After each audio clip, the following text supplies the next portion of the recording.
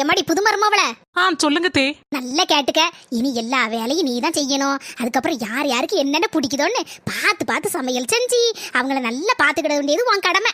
சரிங்க தே. பாத்திரத்தை கழுவிரு, துணியை வாஷிங் மிஷின்ல போட்டுறாதம்மா, அழுக்கா இருக்கும் பாத்துக்க. அதனால கையாலே நல்ல பிரஷ் போட்டு துவைச்சிரேனுமா. சரிங்க தே. அதுக்கப்புறம் மறந்துட்டேனே, நல்ல சுருக்குன்னு மீன் குழம்பு வச்சு மீன் பொரிச்சிரேனுமா. சரிங்க தே. ஒரு வழியா புது மருமக தலையில எல்லாத்தையும் கெட்டியாச்சு. என் முவ என் காலையில இருந்தே போன் பண்ணல, என்ன ஏதுன்னு போன் பண்ணி கேப்போம். மக்களே ஏமா காலையில இருந்து போன் அடிக்கல? இவ்வளவு நேரம் வீட்டுல ஒரே வேலைம்மா, அதான் போன் பண்ண முடியல. கல்யாணம் முடிச்சு போகும்போதே உன்ட்ட நான் என்ன சொல்லிவிட்டேன்? ஒரு வேலையை பார்க்கணும்னு சொன்னோம்ல, எல்லா வேலையும் இழுத்து போட்டுட்டு செஞ்சிட்டு இருக்கியா? உனக்கும் உன் புருஷனுக்கு மட்டும் சோத்த பங்கு துணியை துவை.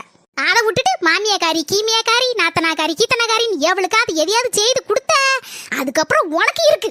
இல்லனா அடுத்த மாசமே மாப்பிளைய கூட்டிட்டு தனி கொடுத்தனும் போகக்கூடிய வழியை பாரு. அப்ப அடுத்த மாசம் நானும் தனி கொடுத்தனும் போயிரவா?